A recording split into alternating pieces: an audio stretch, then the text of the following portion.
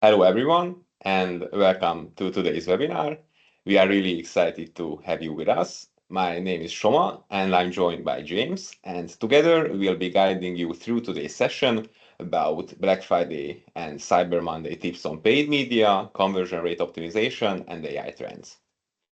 Before we dive into the content, let's start with a quick round of introductions. Hey, so I'm James Jago. I'm head of paid media for Rainy City, and now is like a really big time for our brands, really prepping for Q4. Basically, we've generated about £100 million revenue and spend for our clients in paid ads, and we know how important it is to really plan for this period. Thank you very much. And I'm Shoma Toth, digital marketing manager at Prefixbox AI, a leading AI product discovery solution that increases retailers' online revenue and the conversion rate. I drive content, social, CRO, and paid media for Prefixbox. I have a background in agency side performance marketing as well, which gives me a broad, hands-on perspective of the entire digital marketing landscape. As for today's session, Um, James will start with paid media tips, and then I will follow with CRO, and finally, both of us will share some 25 trends and tips. Let me set the stage with some quick statistics first. Black Friday got so huge and is getting bigger and bigger, but fun fact that Cyber Monday got even bigger in the US. This is generally the second most important sales period in the year after Christmas, but on a daily basis, they are the single biggest shopping days of the year. As data from last year shows, Cyber Monday hit 13.3 billion USD in sales, and Black Friday did 10.8 billion in sales, and those were the number one and number two biggest US online shopping days in 2024. So, James, given how concentrated this period is, what should digital marketers do to get their paid media campaigns stand out? Yeah, so basically the theme of what I go into is really how you can plan this period of time as much as possible. Obviously, because it is like you've just mentioned, like there's records every year, there's more sales every year. That means there's going to be more competition to get eyes on our audience. But Q4 is the best time to offset slower months, even though there is rises in CPMs. And if you sit back and take more of a conservative approach, this might mean that your competitors will go full send and take a bit of the market share. So winning brands, they don't really hold back. They really plan this as meticulously as possible. And what we do internally with Rainy City, we have like a sort of a four-stage planning roadmap. And what we want to do, first of all, is really look into the data of the previous years. So not just looking at 2024, looking at 3, 4 years back. And I want our brands to really review that data, whether it's in Google Analytics, Meta Ads Manager, and looking at spikes of engagement, spikes of revenue, looking at your offers, looking at which offers got the most revenue, the most profit, looking at the offers and your margins as well. So you really can't just be looking at, okay, this has got the biggest uplift in sales. You need to be looking at, okay, was this at the expense of your margin? So it's all about data-driven planning at first. We don't want to be flying blind at this period of time. It's for like winning data only. Then we look into crafting our irresistible offer. So we want to really be focusing on offers that don't, like I just said before, don't give too much margin away, and focusing on hero products and top bundles to really go after your the market with these. And I recommend not just doing like a flat discount on paid ads. I really want brands to figure out offers that raise AOV, so like gift with purchases. I want like bundles really pushed, buy more, save more offers.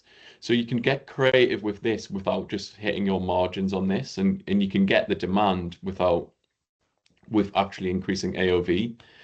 Then we'll look at the creative production. So looking at your previous data, you want to be looking at evergreen ads usually. Again, not the time to be testing out angles. And simply just putting like text overlays on your evergreen ads is probably the simplest way to get scale, because it doesn't, again, it uses ads that have really been tested throughout the year.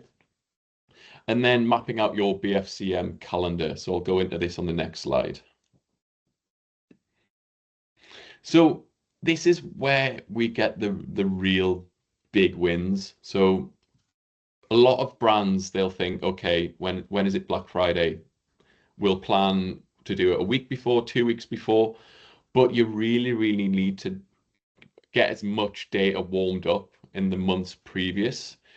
And the reason this is because in the Black Friday calendar month, CPMs will rise. So we want to really, in the months previous, warm up your email audience, and we want to be increasing traffic on your emails.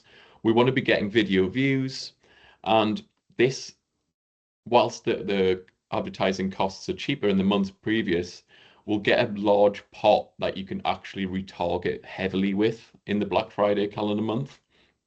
And brands that don't do this and they're relying on getting these email signups in the month won't get as much scale as possible.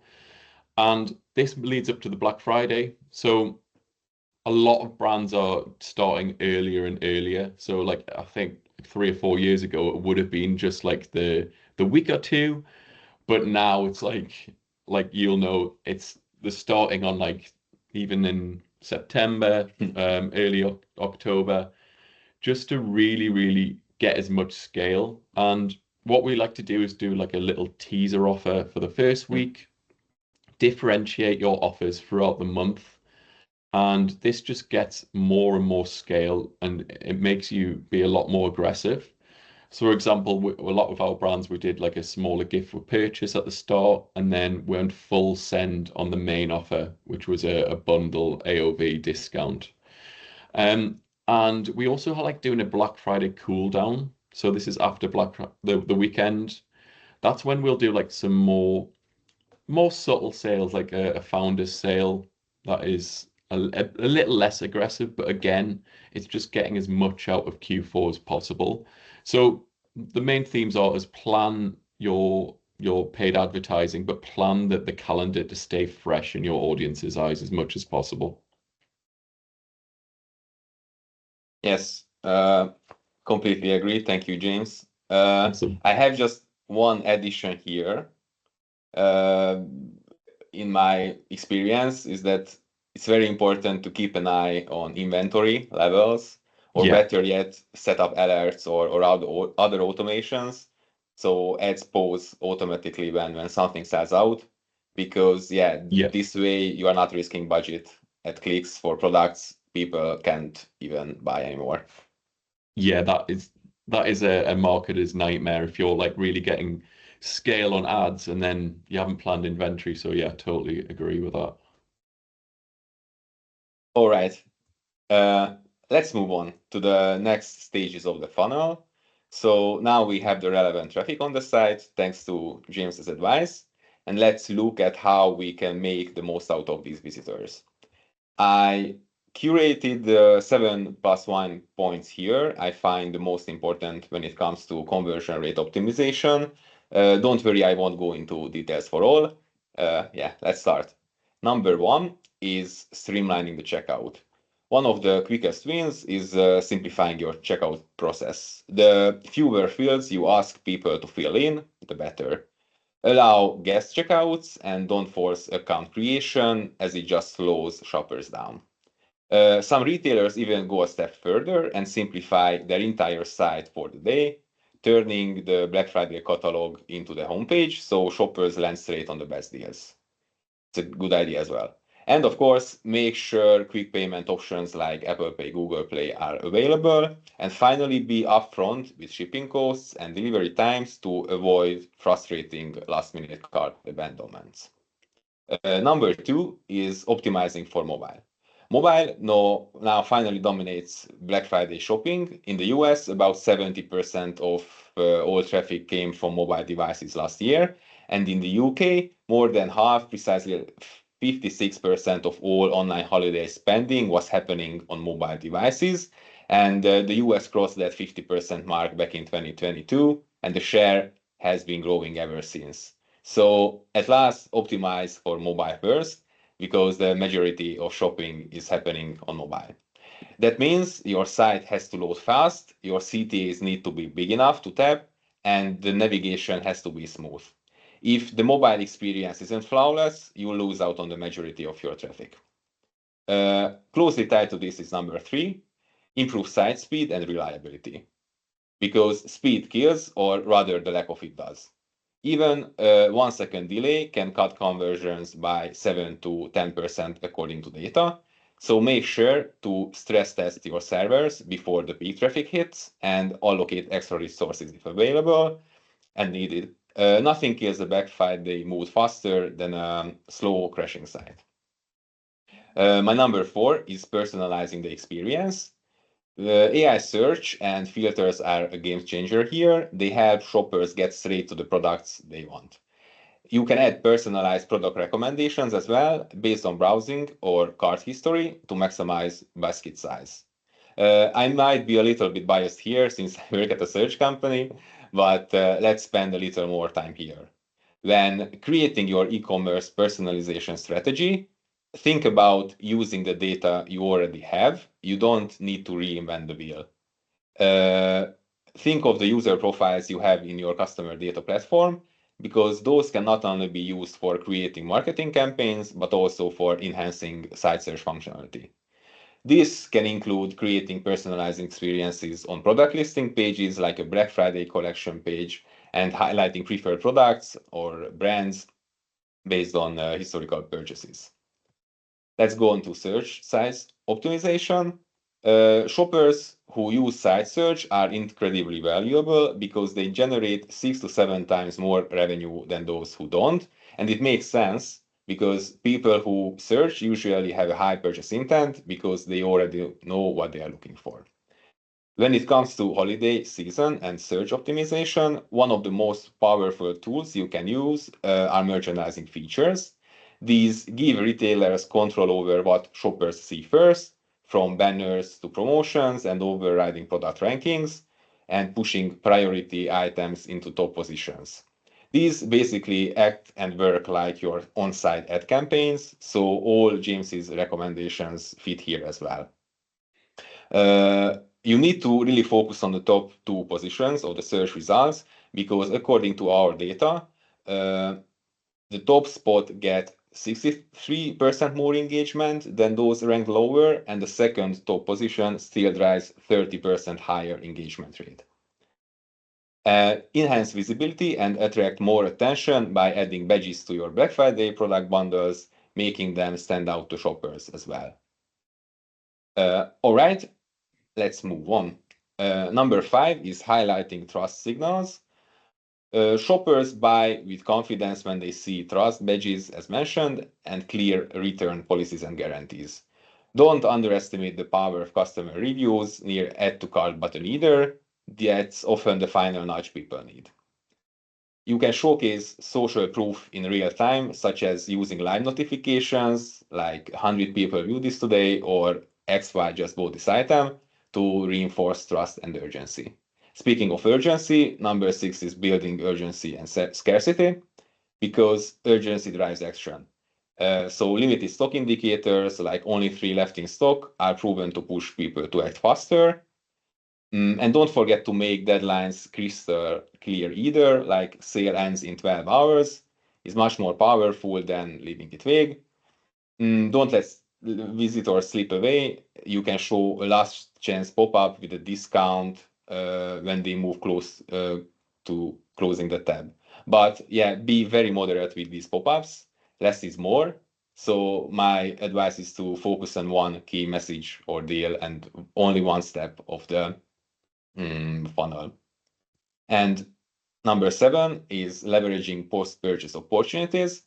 Black Friday isn't just about the purchase. Use the cart, the checkout, and even the thank you page to recommend complementary products. Smart cross-sells and upsells can really move the needle. For example, combine promoted items with high inventory levels with your most popular items using product recommendation modules. These can be strategically placed on product detail pages and cart pages to encourage additional purchases. And use thank you pages and confirmation emails to offer follow-up deals or loyalty incentives. And I have a plus one, AI agents. The last thing I'd like to highlight here are AI agents. You probably notice more and more stores are offering them in that familiar bottom right corner. They began as simple support chatbots a year or two ago, but today many are evolving into a full sales channel. Shoppers can now go through the entire funnel from product discovery through adding items to the cart and even completing a purchase, all inside the chat window of these AI agents in a conversational manner. Retailers who are first movers will see a significant competitive advantage. It's super easy to get started. They can be trained from your website and blog content, plus feed them with your product catalog, and these agents can work almost instantly. And at last, here's a fresh update just in. Shopify has announced today that they start a new partnership with ChatGPT. So yes, soon merchants will be able to sell directly inside ChatGPT itself. So yes, exciting times ahead.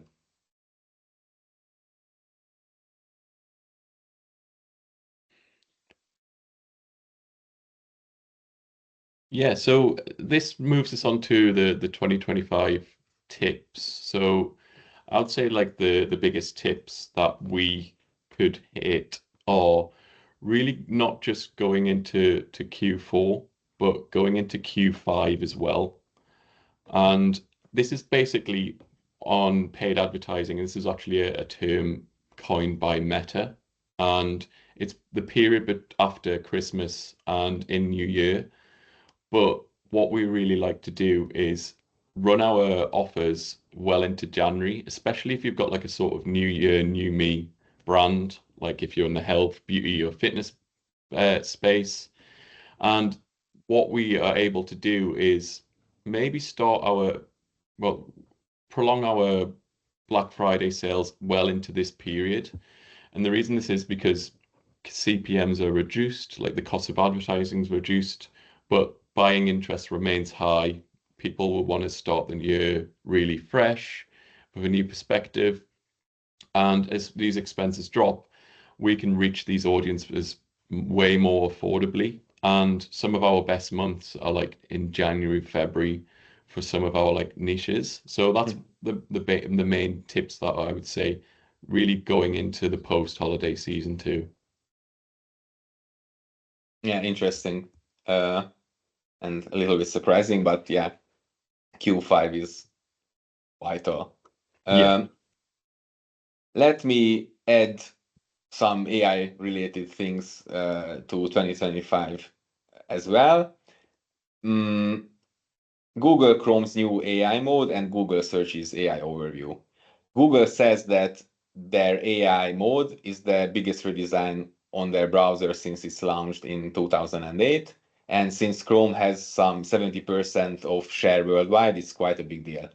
AI mode on the surface is simply an extra button in the address bar of Google Chrome next to the standard search icon. And the idea with AI mode is that it lets users ask more complex questions, not just keywords, and they get richer, more conversational answers rather than just a list of search links. And that's what scares SEO professionals and generally all website owners because of their organic traffic. And Google AI's overview is similar, but a little bit simpler, as you can see on the leftmost screen.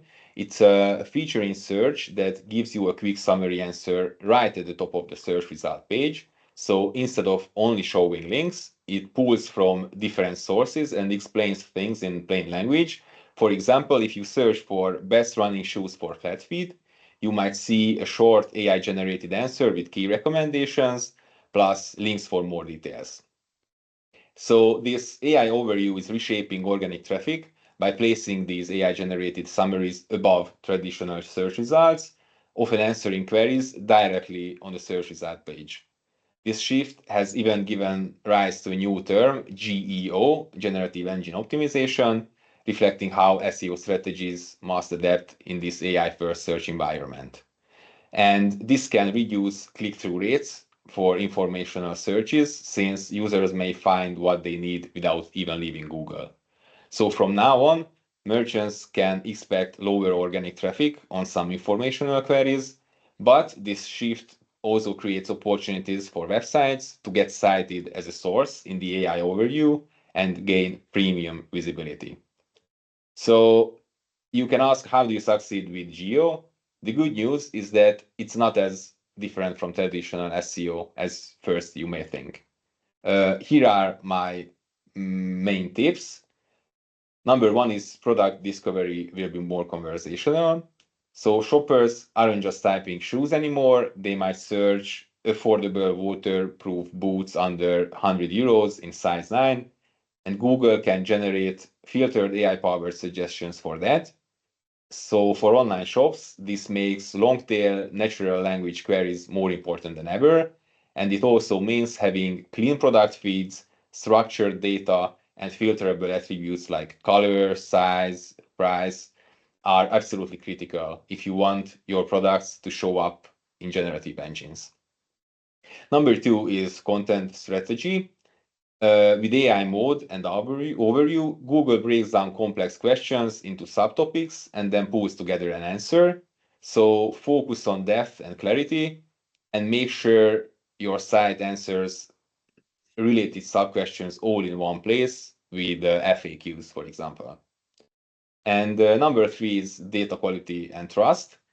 So Google is putting a big emphasis on trust versus sources. AI results lean heavily on sites with clean structure, authority, and transparency. On the flip side, poor structure or duplicate content is likely to be ignored. This makes technical SEO and EEAT more important than ever. Google uses these signals to decide which websites are safe and valuable enough to highlight in search results, especially in sensitive areas like health, finance, or shopping. All in all, Google's AI overview won't kill SEO, but it definitely changes the game. Winning now means structured product data, comprehensive content, and building trust signals to make AIs actually want to surface your site. And with this, I think,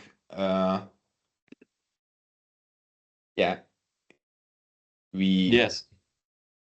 That, They were really good points. I think not just with Google, I think Meta is going to be becoming a lot more automated like Google. It's definitely the shift in paid. So yeah, I think by this time next year, there'll be so much more automations as well. Yeah, absolutely. Absolutely. So that was all our tips on paid media, CRO, and 2025 trends. Thanks, bring us to the end of today's session. Thank you so much for joining us, and we hope you are leaving with some new ideas to put into action this holiday season. If you would like to continue the conversation, feel free to connect with any of us on LinkedIn. So yeah, best of luck with your campaigns, and we look forward to seeing your success this season.